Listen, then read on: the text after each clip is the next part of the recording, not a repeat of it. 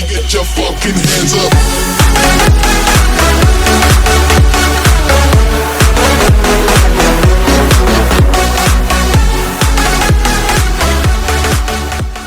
Muy buenas, Mario. Muy buenas. Óscar, ¿qué tal? Muy bien, encantado de que estés por aquí. Bueno, cuéntanos, ¿quién es Mario García? ¿De dónde viene y hacia dónde va?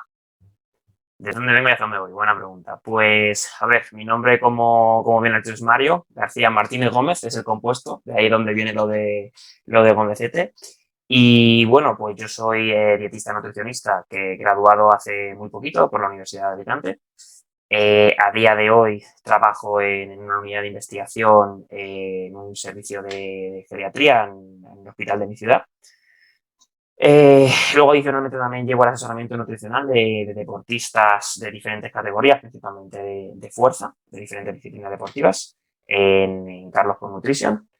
Y bueno, pues no sé qué más. Realmente, bueno, parte del que supongo que el motivo por el que estamos haciendo esta entrevista es para comentar un poquito el paper, ¿no? Que publiqué hace poco en el Journal of Strength and Conditioning Research sobre las adaptaciones metabólicas a la pérdida de peso.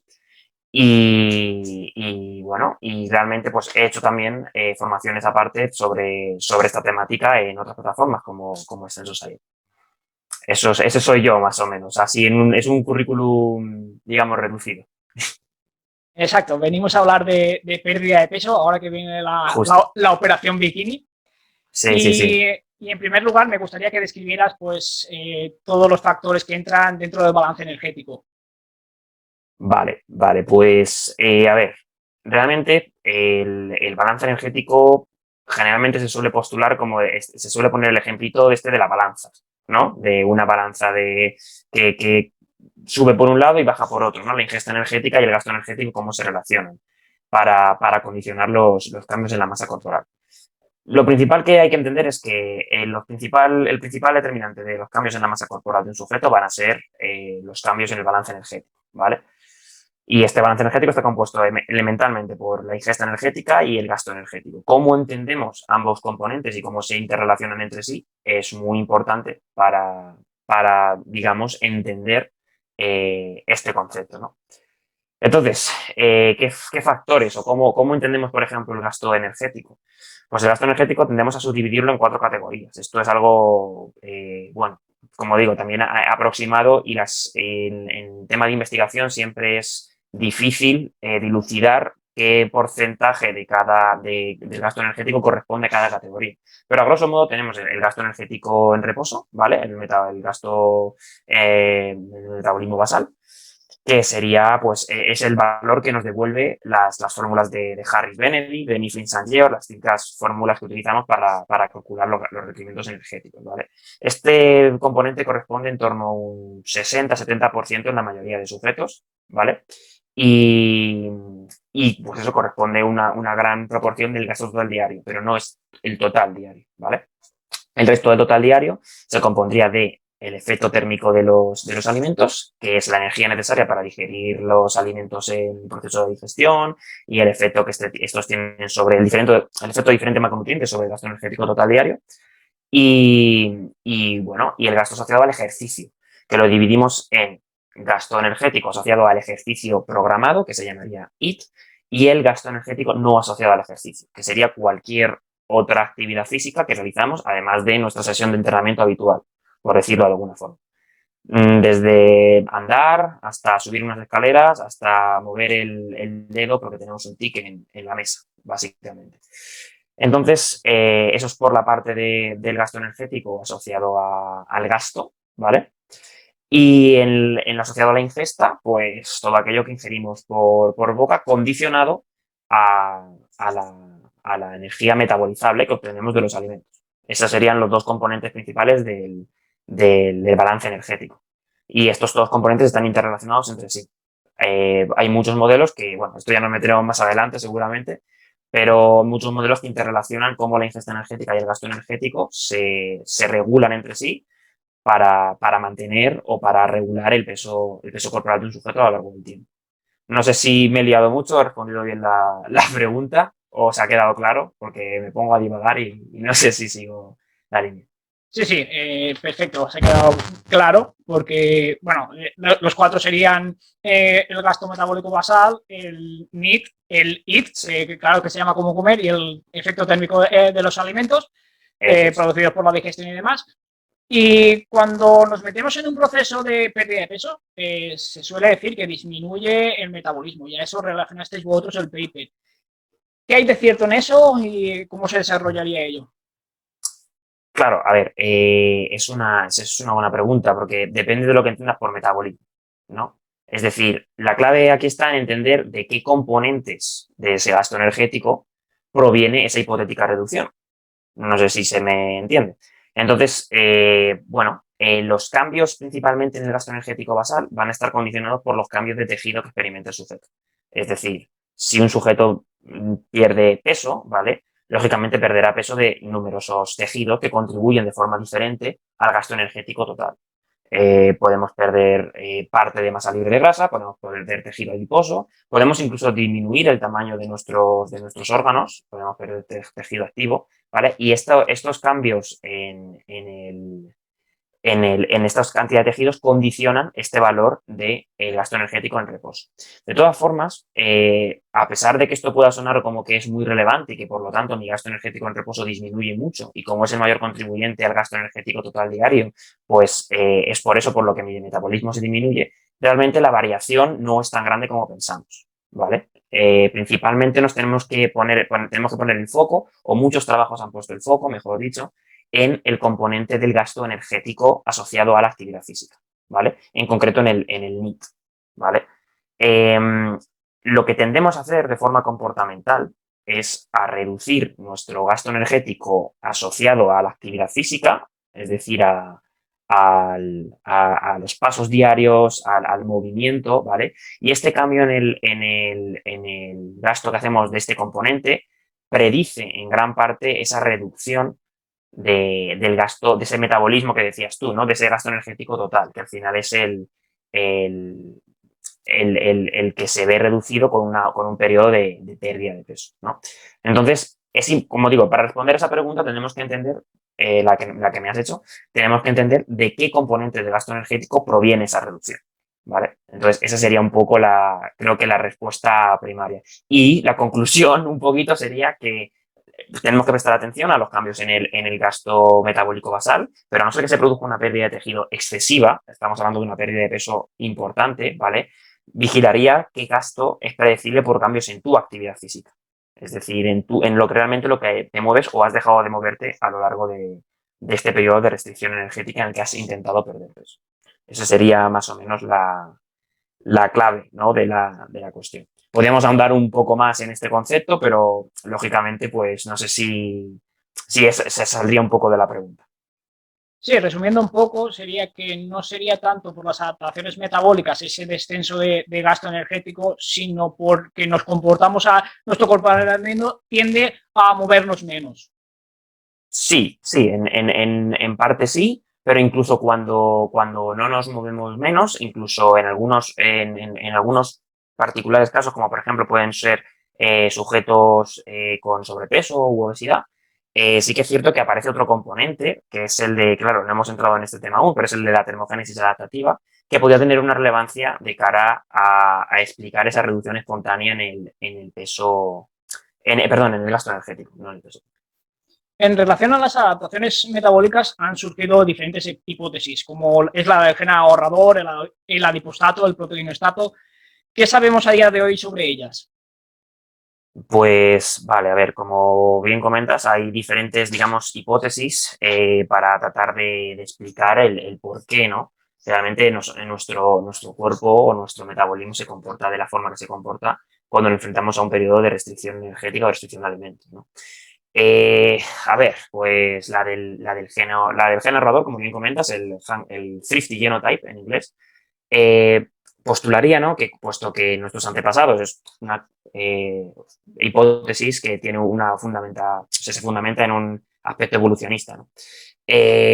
Puesto que nuestros antepasados han, digamos, pues pasado por grandes periodos de hambruna y de baja disponibilidad de alimentos, aquellos que fueron capaces de adaptarse a estos periodos de no disponibilidad de alimentos y almacenar la energía en forma de grasa, se hicieron más eficientes en la utilización de energía, fueron precisamente los que sobrevivieron, se pudieron reproducir y por tanto conforman nuestra herencia genética a día de hoy. ¿Qué pasa? Que cuando a esa herencia genética les pones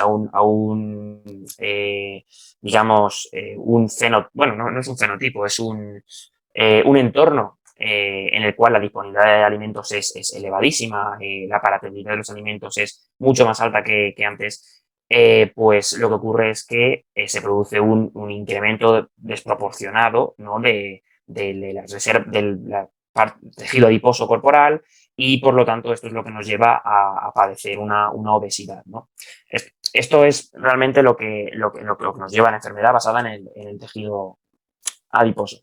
Esto realmente toma una perspectiva algo genética y es un poquito reduccionista porque, lógicamente, no solamente aspectos del genotipo influyen en la elección de alimentos ni en cómo este alimento se procesa, pero sí que es cierto que ayuda un poco a tener pues, una idea vaga, ¿no? de por qué tenemos estos mecanismos que nos protegen de perder más peso, ¿no? Y que nos llevan también y que no están, digamos, regulados de forma simétrica a aquellos a los que nos hacen ganar peso.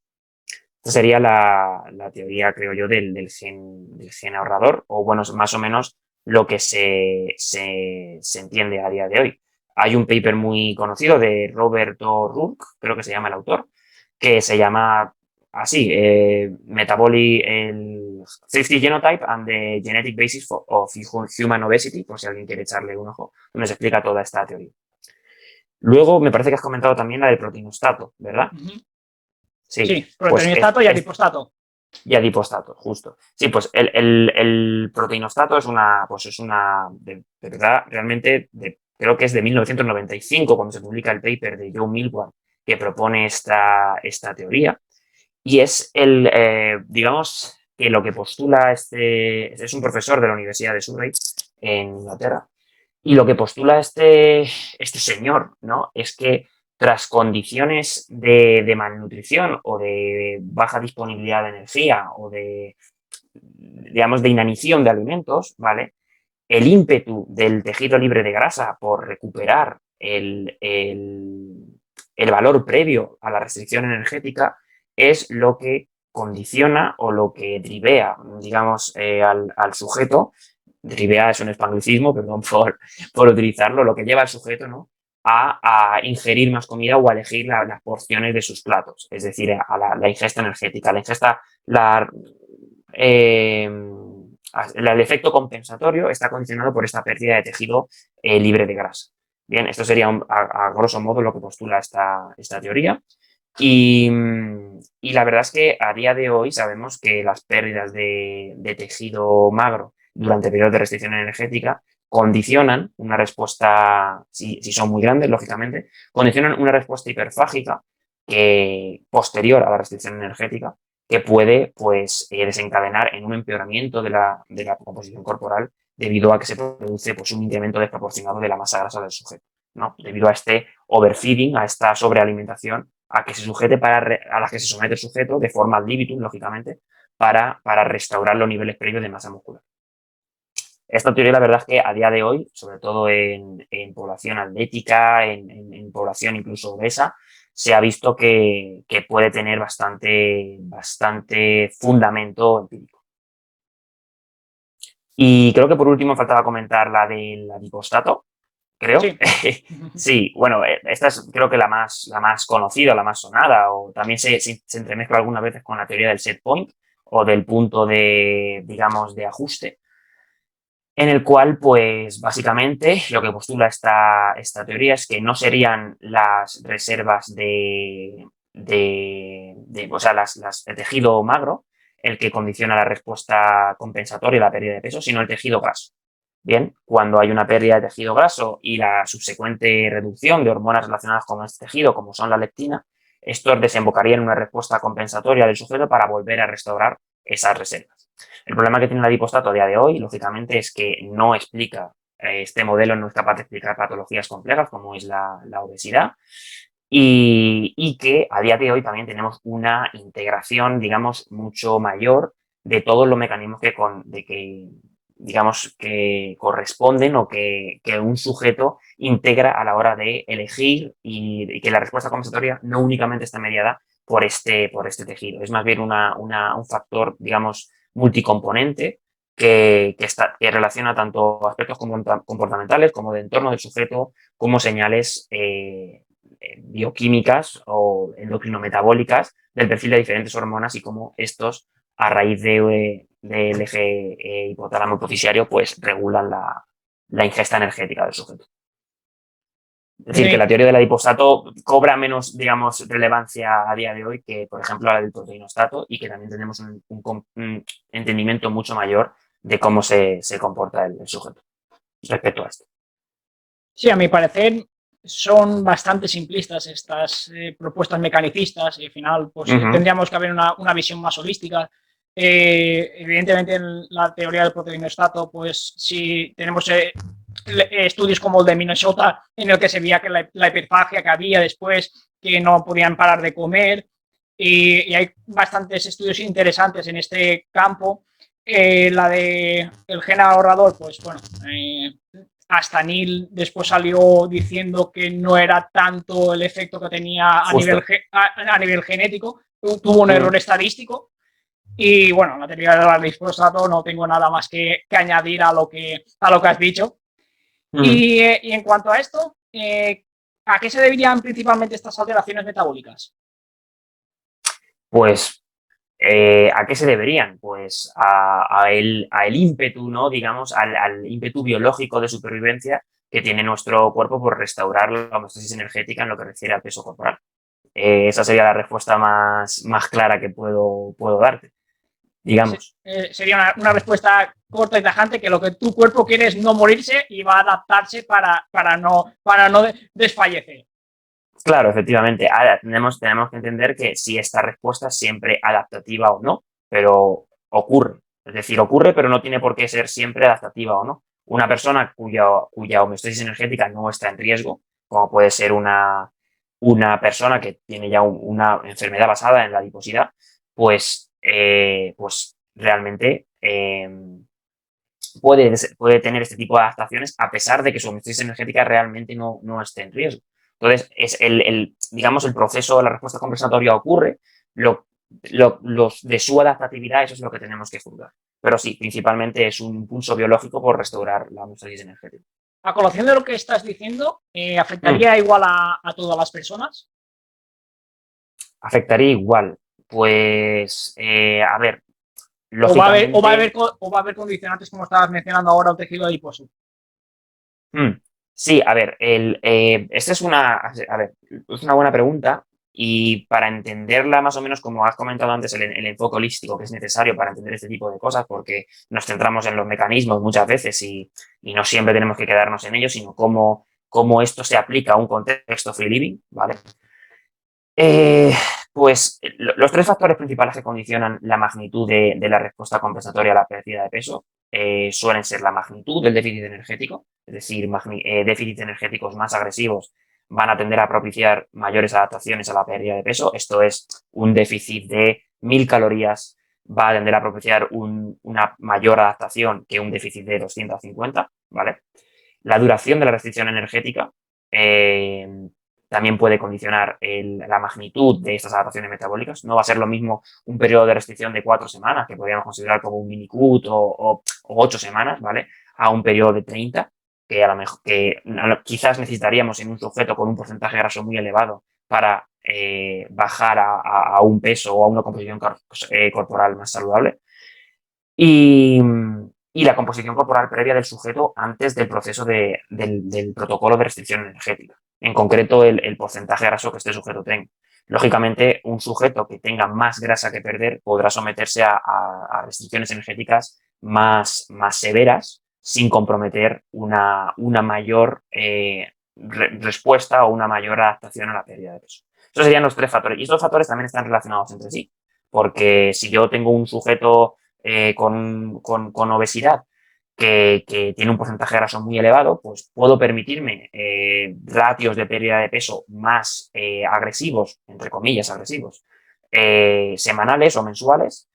Puedo hacer el déficit un poquito más agresivo y puedo debo, lógicamente, extender más el déficit porque necesito más grasa que perder. Entonces, esto sería un poco, estos factores lógicamente se interrelacionan entre sí y van en función del sujeto.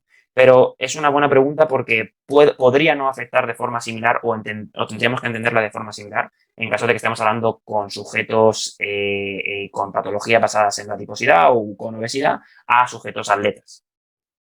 Evidentemente iba por ahí la pregunta, porque muchas veces se aplican restricciones energéticas que podrían ser abruptas en un cierto perfil de público y en otro sería un déficit que podríamos entrecomillarlo como normal.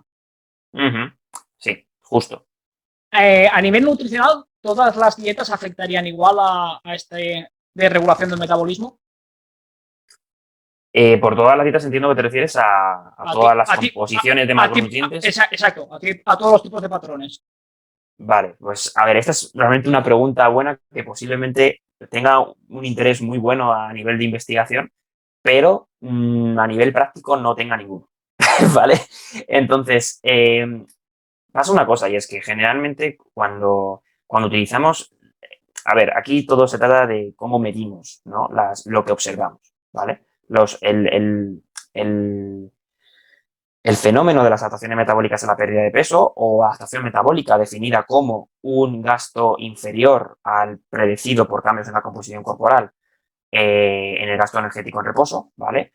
Es necesario ser medible para que pueda ser estudiado, ¿vale? Esto es algo importante. Entonces, ¿cómo medimos generalmente este valor? Pues pasa por protocolos de agua doblemente marcada, como calorimetría indirecta, como muchos métodos para medir este valor, como tenemos el valor del gasto metabólico o energético en reposo. Entonces, ¿qué ocurre? Pues que uno de los factores que se factorizan, digamos, en estas ecuaciones de cálculo energético es el cociente respiratorio del sujeto. Dado que una calorimetría indirecta mide el volumen de CO2 expirado y el volumen de O2 consumido. Y a partir de ahí, una serie de fórmulas, pues obtenemos el gasto energético del sujeto. ¿Qué ocurre? Que una dieta más alta en grasa tiende a mover el cociente respiratorio hacia 0,7 y una dieta más alta en carbohidratos tiende a mover ese cociente respiratorio más hacia 1. Entonces, si no tenemos en cuenta este ajuste es necesario para hacer, tener en cuenta el cambio como he dicho, en el cociente respiratorio, ¿vale? Podemos obtener, están enfrentándonos a un sesgo que favorecería teóricamente a las dietas bajas en carbohidratos. Esto se ve muy claramente en un metaanálisis reciente de Ludwig y colaboradores, donde emplean aquellos estudios en los cuales no se ajusta por este intercambio, este respiratory exchange ratio, que es el intercambio, el cociente respiratorio, ¿vale? Y lo que ocurre es que parece ser que las dietas bajas en carbohidratos favorecen, en un metaanálisis, favorecen, digamos, una menor adaptación metabólica, ¿vale? Si no creamos un modelo estadístico sólido, como por ejemplo pueden ser los estudios de Kevin Hall, que Kevin Hall ha hablado bastante sobre esto, en el que ajustemos por esta variable en concreto, que altera el cociente respiratorio de la dieta, o bien utilicemos un factor para estimarlo fijo, por ejemplo, asumimos que es 0,86 siempre y a partir de ahí calculamos el gasto energético de todos los sujetos. Pues si no tenemos esto en cuenta, podemos llegar a la conclusión, cuando metaanalizamos los datos de todos los estudios que hay, de que las dietas bajas en carbohidratos parecen favorecer o parecen no perjudicar tanto el gasto energético en reposo. Entonces, esto es una pregunta interesante desde el punto de vista de investigación. No sé si me he expresado bien, porque lo tenía en mi cabeza explicado, pero no sé si aquí se ha entendido bien. Pero a efectos prácticos, la composición de macronutrientes no tiene por qué afectar notoriamente a la reducción de las adaptaciones a la pérdida de peso, con excepción de algunos cambios que no tienen necesariamente tampoco que ver con los macronutrientes. Podemos debatir el aspecto proteína si quieres a continuación. Sí, no, al final lo que te refieres en lo que estamos hablando es que en algunos estudios podría salir favorecido las dietas bajas en hidratos de carbono y podría parecer que hubiera menos adaptaciones metabólicas a esa pérdida de peso. Sí, menor supresión del gasto energético en reposo. O menor supresión del gasto energético en reposo, pero que al final no está tanto así. No. O sea, como te digo, esta es una falla metodológica que se ha caracterizado y que hay un paper muy, muy interesante de Kevin Hall que se llama Methodological Considerations for Measuring Energy Expenditure with the Labeled Water Method, que es el método de agua doblemente marcada. Y aquí explica específicamente en este paper cómo el no ajustar o el no tomar un valor concreto para el cociente respiratorio que puede cambiar cuando nos sometemos a una dieta baja en carbohidratos cetogénica que a una dieta alta en carbohidratos puede sesgar un poco lo que es el cálculo de la energía, del gasto energético en reposo para los sujetos, por calorimetría indirecta o por agua doblemente marcada. Pues si te apetece, entramos también un poco en el detalle de la proteína, porque hemos tocado carbohidratos y grasa, y si te apetece que entramos un poquito en proteína y nos explicas cuál sería la necesidad de proteína en estas dietas de baja ingesta energética. Sí, o sea, la respuesta corta, que creo que lógicamente el que está escuchando este podcast tampoco quiere torrarse mucho la cabeza, ¿no? Quiere una respuesta más o menos que pueda comprender. La respuesta corta es que parece sensato a priori, por la evidencia que tenemos a día de hoy, incrementar tu ingesta proteica por encima de la que estés consumiendo de cara a una restricción energética. Primero, por favorecer la retención de masa magra, ¿vale? Y lógicamente ha de estar combinado con ejercicio de fuerza porque este es una variable de un orden de magnitud superior a la ingesta proteica para el mantenimiento de la masa muscular, de la masa libre de grasa, que es este componente del que hemos hablado anteriormente. Entonces, como digo, parece sensato a priori. Hay muchos matices a esto, pero a día de hoy sigo valorándolo y sigo estudiándolo, pero parece sensato incrementar tu ingesta proteica por encima de tu consumo habitual, sea 1,4, 1,2, 1,6, ¿vale? De cara al mantenimiento de esa masa muscular, de cara a una pérdida de peso. Si eres atleta, tienes un gran componente, es decir, si eres un culturista, puede ser que ingestas superiores puedan favorecer. Aunque, como digo, no me voy a mojar en exceso en este tema porque es algo que tendría que valorar. Es decir, que tendría que estudiar, tengo que estudiar más en detalle. Y si alguien tiene una afirmación más sólida sobre el tema, le invito a que la justifique.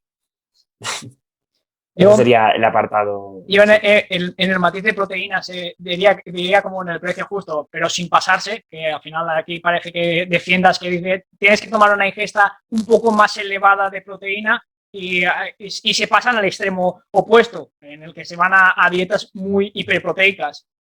Sí, no, lo digo basándome en estudios en los cuales cuando el entrenamiento de fuerza está presente se comparan ingestas más bajas o ingestas más altas de proteína y los resultados en cuanto a retención de masa libre de grasa tienden a favorecer a las ingestas más altas en proteína. En aquellos estudios de cuya, repito, calidad metodológica a día de hoy estoy valorando. Pero a priori en la práctica parece sensato hacer eso. ¿Vale? A día de hoy, en periodos de restricción energética, esa es la pregunta específica. Es decir, en un periodo de restricción energética he de modular la proteína de alguna forma específica, pues aumentarla por encima o ligeramente por encima de tu consumo habitual puede ser inteligente, de cara a minimizar, pero lógicamente el entrenamiento de fuerza es una variable, el estímulo, ¿vale? Del entrenamiento de fuerza es una variable de una magnitud superior a la ingesta proteica. Es priorizable el entrenamiento de fuerza antes que la proteína, pero al final todos son detalles, lógicamente. Sí, no, a nivel fisiológico es normal porque la síntesis de proteína tiene un coste elevado a nivel energético y va a haber una disminución de la síntesis y ingerir más proteína va a llevarte a que sintetices esa proteína que estás dejando de sintetizar. Sí, claro, lógicamente. Aunque sí que es cierto que tiene un cierto razonamiento fisiológico, como tú comentas, el de la MPS, que puede reducir creo recordar que en torno a un 20 o un 30% puede llegar a reducirse en unas condiciones de déficit energético prolongado, pero me centraría más en el outcome específico que a mí me interesa, que a pesar de que eso ocurra puede no desenvolverse, o sea, no puede desembocar en un desenlace clínico específico, y ese desenlace clínico específico es retención de masa muscular al final de la intervención genética. Entonces, o de masa libre de grasa, mejor dicho, perdón. Entonces, si esa retención es clínicamente relevante mayor que el grupo que consume menos proteína, pues eso sería lo que para mí guiaría la práctica basada en la evidencia. Totalmente. En vuestra revisión habláis de restricción energética intermitente o de diet break. ¿Puedes definirnos este concepto y comentar si tiene algún beneficio? Vale. Pues, ok. A ver, la restricción energética intermitente, a grosso modo, significaría que en lugar de aplicar una restricción energética continua, si el periodo de restricción energética es estipulado es de 12 semanas, 16 semanas, 8 semanas, y aplicar un déficit continuo durante ese tiempo, ¿vale? La restricción energética intermitente lo que postularía sería combinar periodos de restricción energética, por ejemplo, durante 3 semanas, con periodos de una normocalórica estimada, ¿vale?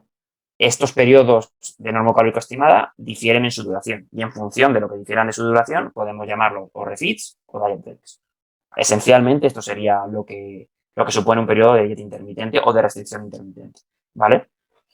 De forma que si en 8 semanas hacemos una restricción energética continua, pues una pauta de dieta intermitente podría consistir en 3 semanas de restricción intermitente, una de normocalórica, 3 semanas de restricción intermitente, una de normocalórica. Y si no hemos llegado al peso objetivo, habría que extender un poquito más para llegar a ese peso objetivo o a ese porcentaje graso deseado, ¿vale? Esto sería eminentemente un protocolo de dieta intermitente o de restricción energética intermitente, ¿vale? Entonces, ¿qué beneficios pueden tener sobre un protocolo de restricción continua? Si el déficit pautado es el mismo, en lo que refiere a pérdida de peso, retención de masa magra, pérdida de grasa, ninguno. Son igualmente efectivos, ¿vale? Ahora bien, cabría cuestionar si determinados sujetos o determinadas poblaciones podrían beneficiarse más de un protocolo que de otro. Me explico. Por ejemplo, en población atlética, los dos ensayos principales que tenemos, que son el de Campbell en sujetos entrenados, que creo que se publicó en 2019, hace poco, que generó bastante controversia en la comunidad, y el ICECAP de Jackson Pios, que es el protocolo de diet breaks en atletas de fuerza, ¿vale? Nos muestran que no parece haber diferencias en estos parámetros, dos parámetros comentados entre grupos, ¿vale? Y en lo que refiere a población con sobrepeso, obesidad, en la cual sí que hay un mayor cuerpo de evidencia al respecto de estas intervenciones, pues algunos estudios no encuentran diferencias. Que no encuentren diferencias no significa que sea algo negativo, significa que son igualmente efectivos si se mantiene el déficit energético. Y otros sí que los encuentran, ¿vale? Cuando sí que los encuentran, la principal variable que suele estar asociada a este encuentro es que los protocolos de dieta intermitente favorecen una mejor adherencia en sujetos con este tipo de patologías basadas en la adiposidad. Desde un punto de vista del sujeto, desde un punto de vista, digamos, más del paciente, sí que es cierto que enfrentarte a un periodo de restricción energética que tienes que perder mucho peso durante mucho tiempo, saber que tengo breaks o descansos programados cada X tiempo puede favorecer la adherencia. En el sentido de que esta persona puede adherirse mejor a la planificación y mantener, por tanto, el déficit energético durante más tiempo comparado con una restricción energética, ¿vale? Pero en lo que se refiere al outcome específico, pierdo más peso, hackeo el metabolismo, pierdo más grasa, pierdo más masa muscular, son idénticos siempre y cuando el déficit se mantenga. Los únicos aspectos que pueden beneficiarse de un protocolo a otro son los aspectos comportamentales. Es decir, que al sujeto le genere más adherencia, tener puntualmente momentos en los que puedo comer más comida. Eso creo que sería el resumen más sólido que puedo hacer sobre el tema. No sé qué opinas. Sí, no, al final va a ir muy a carácter individual, porque al final uno puede decir, yo acabo 30 semanas y acabo. Y otra persona puede decir, bueno, pues si de cada 4 semanas paro una, pues me va a venir mejor. Claro. Estas herramientas deberían adaptarse al paciente cliente.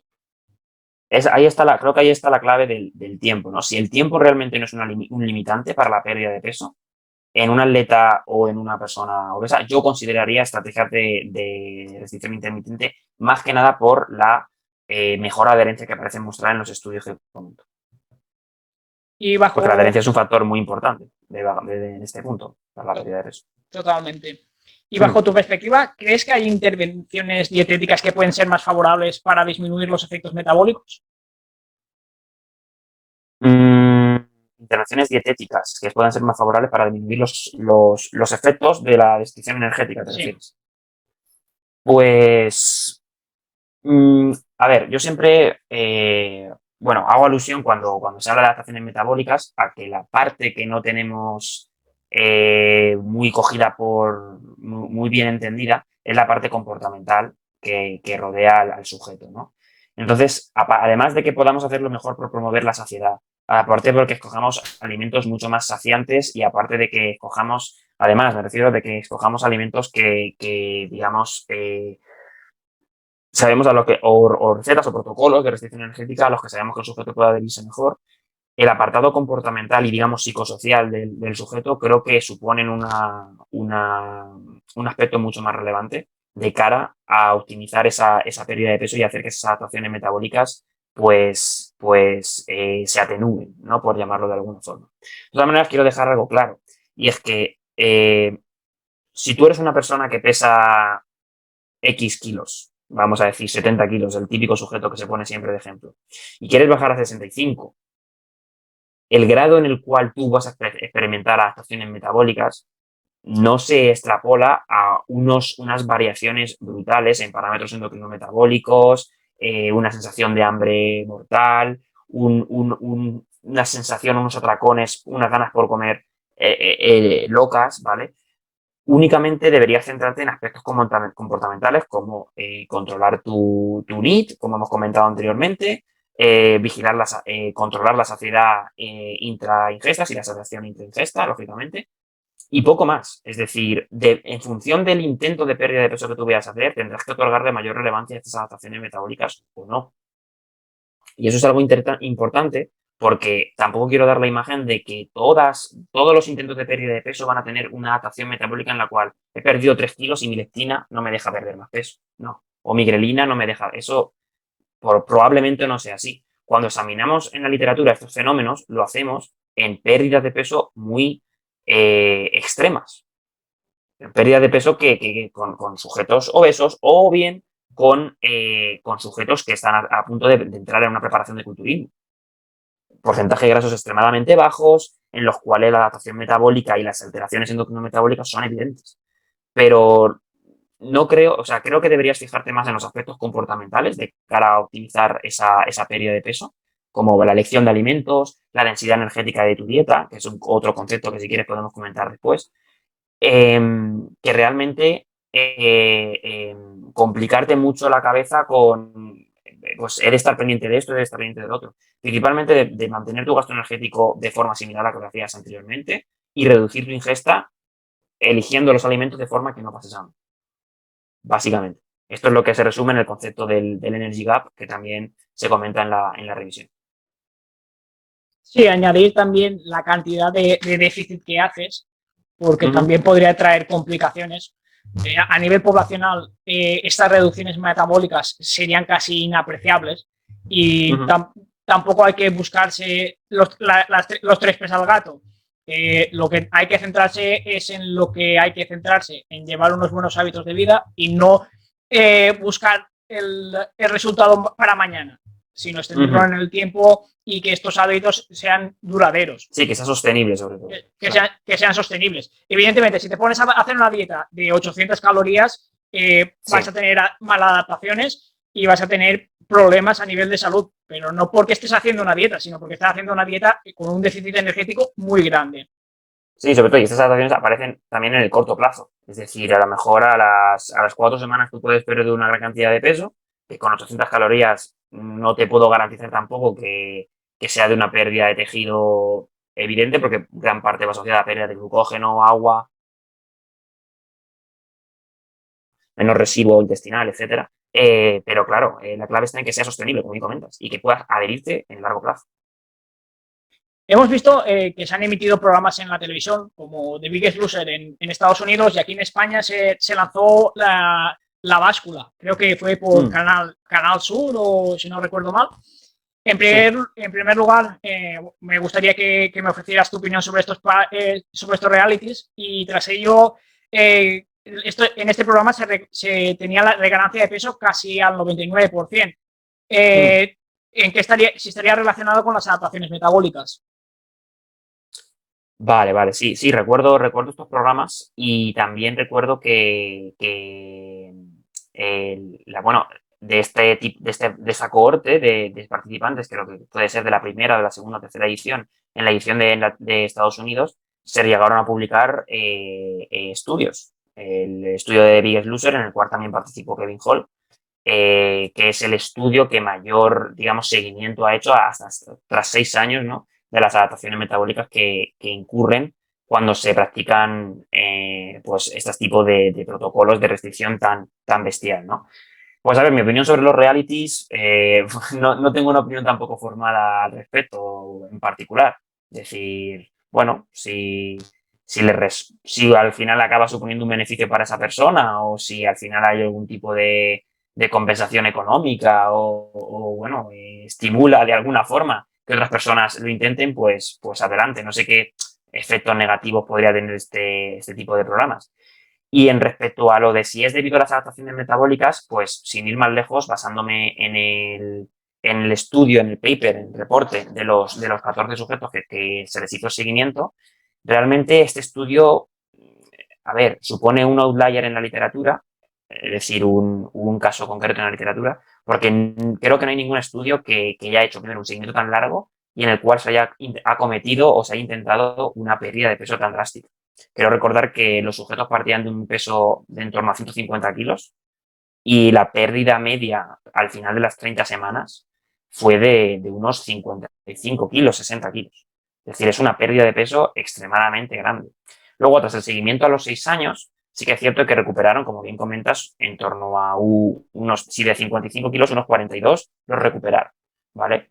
Interesaría también saber si esa recuperación de peso correspondía bien a una recuperación de peso en forma de qué proporción correspondía a cada componente, ¿no? Aunque sí que es cierto que con esos pesos tan elevados posiblemente la mayoría fuera de masa grasa, ¿vale? Lo que comentábamos anteriormente como fat overshoot, es decir, el ímpetu de nuevo de restablecer esos niveles de la masa muscular y la sobrealimentación que este conlleva.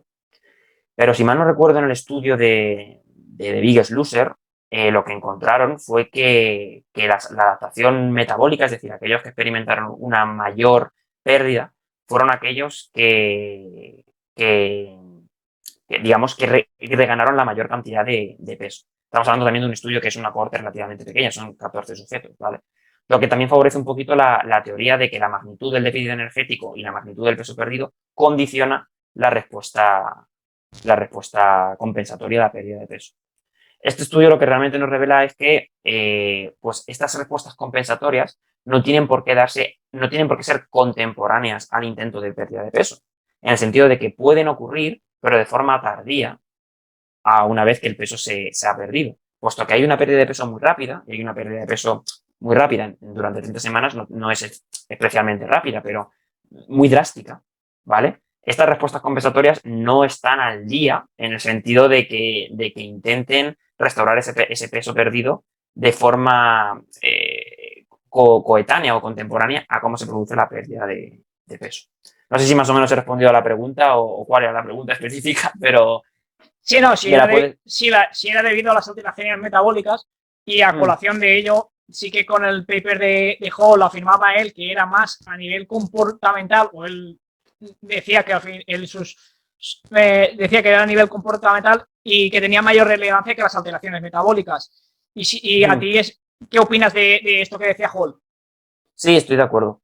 Es decir, es el nail in the coffin, el caveat, el aspecto que falta en realmente controlar de forma sólida en la literatura. Ese aspecto de el entorno. Si yo tuviese que centrarme en una intervención a nivel de salud pública, a nivel general, para disminuir estas adaptaciones, me centraría en el aspecto comportamental del sujeto. Es decir, disponibilidad de alimentos, elección de alimentos, educación alimentaria, etc. El conteo de calorías al final no es algo muy, muy simplista, no aborda la complejidad del problema en su totalidad. Pero sí estoy de acuerdo con Hall en ese sentido, en que sí que es cierto que las adaptaciones metabólicas, desde luego a esa escala, se resuelven con cambios de hábitos, no con con una dieta específica y de repente ya una vez que acaba la dieta desaparece, pues vas a recuperar el peso perdido por, como he comentado, ese ímpetu de tu cuerpo y esa respuesta mal adaptativa en el caso de los sujetos obesos para restaurar el peso corporal y todas las alteraciones endocrino-metabólicas que esto conlleva. Sí, ahí estoy de acuerdo con esa afirmación. Sí, al final es que también tenemos que tener en cuenta que cuando se habla de sujetos obesos, la obesidad es una enfermedad recidiva y que el tejido adiposo va a tender a volver a ese estado metabólico y a esa capacidad. Entonces, y aún no se saben bien los mecanismos por los que podría actuar esto, y aquí sería meternos un poco en un fregado y decirlo, pero también tenemos que tener en cuenta que a nivel comportamental hay grandes factores y la gente que mantiene el peso normalmente es porque hace un cambio de hábitos totales y los perpetúa en su vida.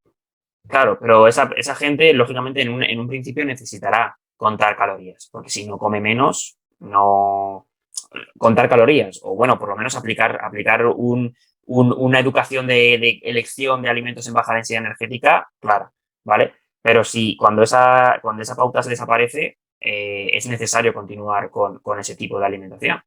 Además, otro factor que no hemos comentado es que los sujetos de ese programa realizaban rutinas de ejercicio físico, cardiovascular, es decir, muy extenuantes, es decir, muy masivas para favorecer aún más el déficit energético.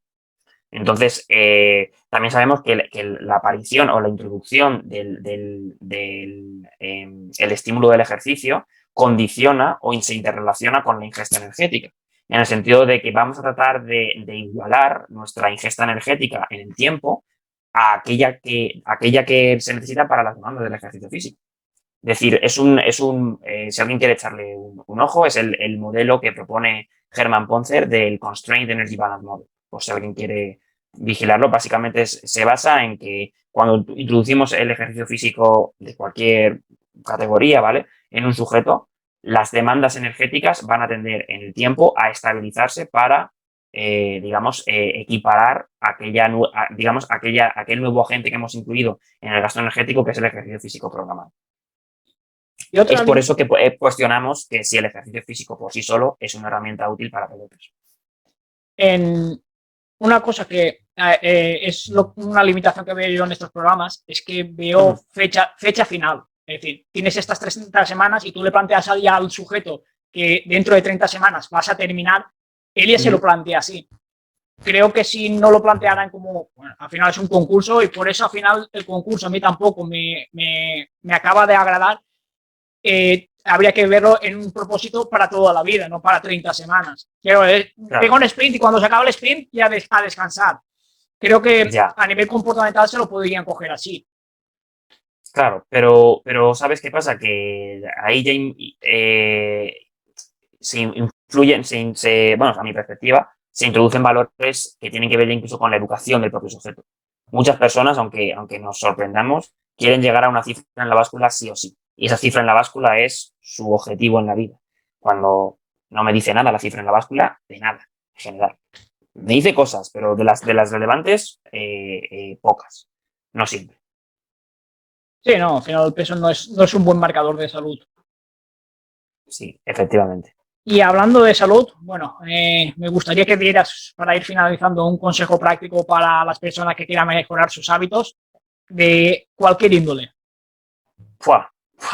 Buena pregunta. Pues para personas que quieran mejorar sus hábitos, vale, pues puedo dar dos pequeños que están dentro del mismo. O sea, del mismo. Como si quieres dar tres.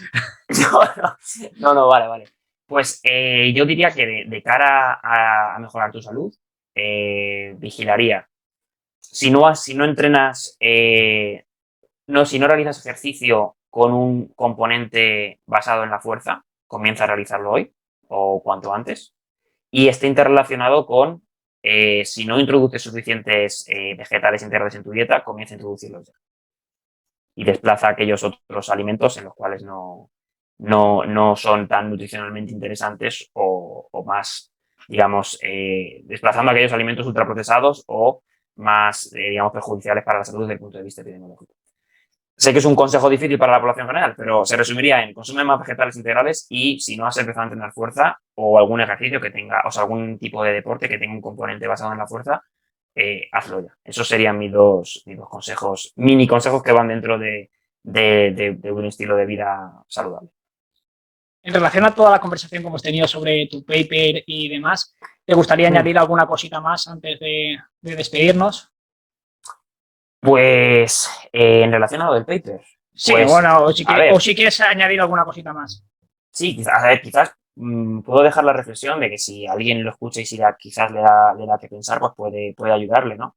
Realmente, yo he sido el primero que pensaba que la recolección masiva de papers y leerme toda la literatura y todo lo que se publica sobre un tema era la solución a mis problemas. Es decir, si yo tenía todos los papers guardados en el Mendeley y tenía todos los papers guardados en carpetas sobre un tema específico y me los leía todos, ya sabía el que más sobre un tema. Pero realmente es casi más importante malgastar o invertir tu tiempo en saber cómo hacer una buena interpretación de lo que estás leyendo y leer solo aquello que merezca la pena ser leído. Porque no de todo lo que se publica, no de todo lo que tenemos, digamos, evidencia, tiene realmente una calidad metodológica y, bueno, de análisis estadístico, etcétera, suficiente como para ser utilizada como referencia en la práctica. Entonces, mi consejo, o bueno, la reflexión que quiero dejar es que si eres una persona que le interesa la nutrición basada en la evidencia, le interesa aplicar esta evidencia en tus clientes, pacientes, etcétera, invierte tiempo en tratar de aprender primero a cómo pensar científicamente y segundo a qué leer y cómo interpretarlo. Esa sería digamos, la reflexión que querría dejar en el aire. Porque a pesar de que yo he publicado una revisión narrativa y a una temprana edad relativamente, no deja de ser una revisión narrativa. Es decir, una revisión narrativa no deja de ser pues un capítulo de un libro o un capítulo de un manual. Es una recopilación de la literatura al respecto que te puede servir si no tienes idea de lo que estoy hablando o de lo que corresponde al tema de las adaptaciones metabólicas a la pérdida de peso. Pero no debe ser utilizado como evidencia definitiva de que esto es así. ¿Vale? Existen otros diseños de estudios, existen otro tipo de revisiones que seguramente sean más adecuadas para argumentar o para apoyar ciertas cosas. ¿Vale? Simplemente, pues eso, es una reflexión que dejo en el aire, cada uno que la tome como quiera. Pero es más, vamos a leer mejor o vamos a aprender a leer mejor y vamos a leer menos cantidad.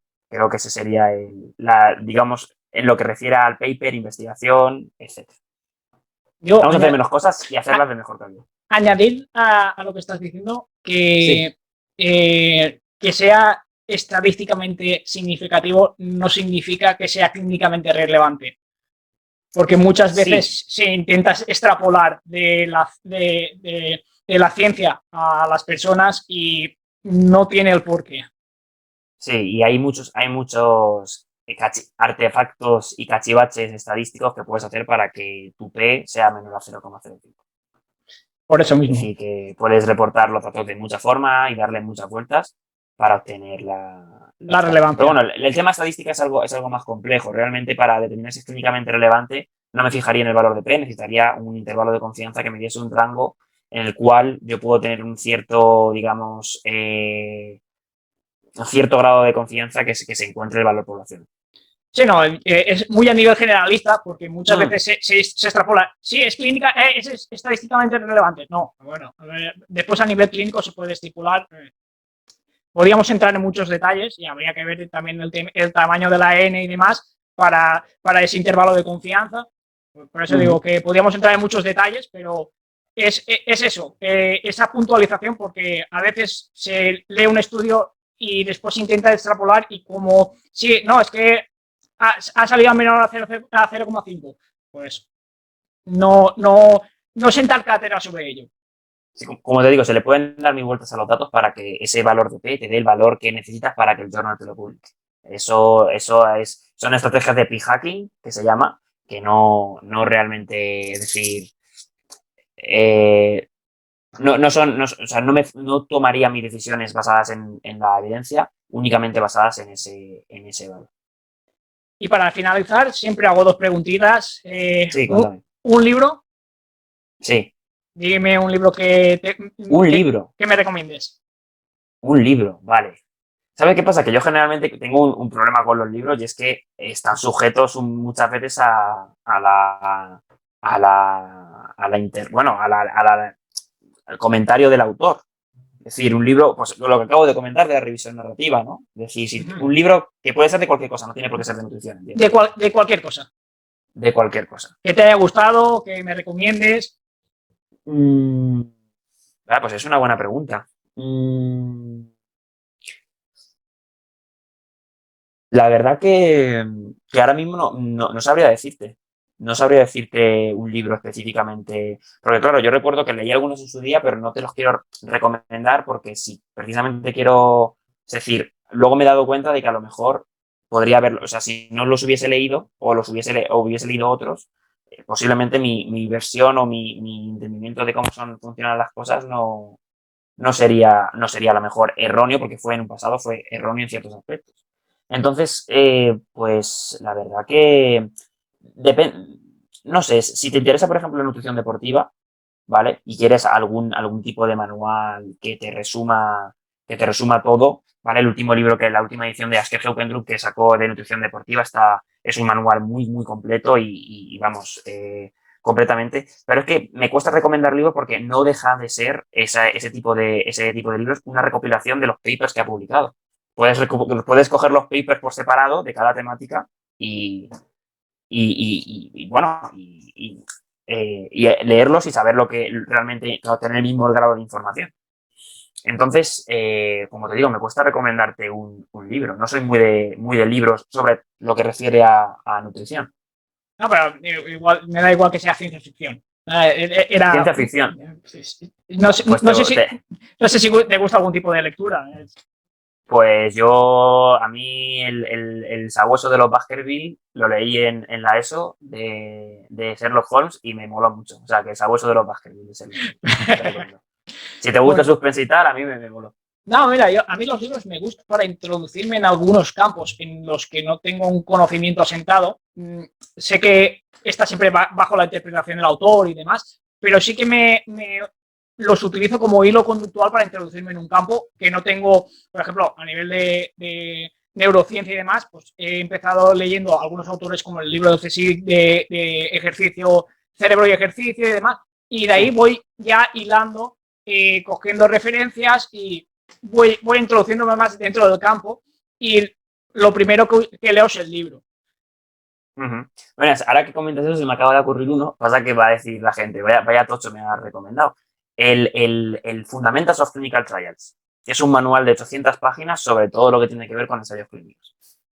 Fundamentals of Clinical Trials. No recuerdo los autores, pero es un manual de 800 páginas en el cual puedes consultar todo lo que tiene que ver con el proceso de reclutamiento, cómo deben de colocarse los pacientes, todos aspectos de diseño, que a mí, por ejemplo, es un aspecto de la nutrición y de la investigación en general que a mí me apasiona, pues recomiendo ese libro. La verdad es que ahora que me has comentado eso, se me ha iluminado la bombilla. ¿Ves? Fundamentals of Clinical Trials, ese es. Y para finalizar, una persona que me recomendarías para que viniera aquí. Una persona. Pues, a ver, lo primero dar las gracias a Ana por la recomendación, la verdad que no me lo esperaba y, pues la verdad que se lo agradezco enormemente. Yo también la recomendaría a ella, la verdad, si me preguntasen por recomendación, pero dado que ya ha estado en el podcast y ya ha venido con anterioridad, pues mira, recientemente en el equipo de Carlos por Nutrition, en el equipo en el que yo trabajo junto con Carlos y Guillem Vizcaíno, de asesoramiento nutricional, entró un chico que se llamaba Ezequiel, que Nutrition Science, creo que es en Instagram. Es un chico que la verdad que está cursando, creo, a día de hoy, o no sé si se ha cursado ya, el máster en alto rendimiento en la UCAM. Y si en algún punto pues, te interesase hablar más específicamente sobre nutrición deportiva y sobre cómo, y sobre todo aquello relacionado con el glucógeno, carga de carbohidratos, cómo este glucógeno realmente modula y la importancia que tiene más allá de una mera reserva energética en el rendimiento deportivo. Si alguna vez quisieras dar un podcast más enfocado a la nutrición deportiva y no solamente a otros temas, yo te recomendaría que Ezequiel lo recomendaría Ezequiel para el podcast, porque creo que además es un chaval que ha leído mucha literatura al respecto de lo que se refiere a carbohidratos, metabolismos, le gusta mucho, es una apasionado de la fisiología y recomendaría Ezequiel para el podcast. Sí, estuvo aquí hace poco Juanjo, hablando sobre Juanjo carbohidratos. también, claro. Estuvo hablando sobre carbohidratos, pero sí a más nivel poblacional. Y sí que me gustaría hacer algo más a nivel deportivo en cuanto a carbohidratos. Hablaré con Ezequiel y Pues si le apetece... él ha cursado, como digo, creo que está cursando el máster en la UCAM de alto rendimiento en Murcia y creo que puede dar una visión bastante buena al respecto de todo esto, de cualquier aspecto de la nutrición deportiva realmente. Nada, pues siendo respetuoso con tu tiempo, muchísimas gracias por habernos acompañado esta tarde. Y nada, nos vemos pronto. Nada, gracias a ti, Oscar. Muchas gracias por invitarme al podcast y para mí ha sido un placer. No hay por qué, no tienes por qué, no has molestado mi tiempo. Muchas gracias. Nada, un abrazo. Un abrazo, Oscar. Everybody get your fucking hands up.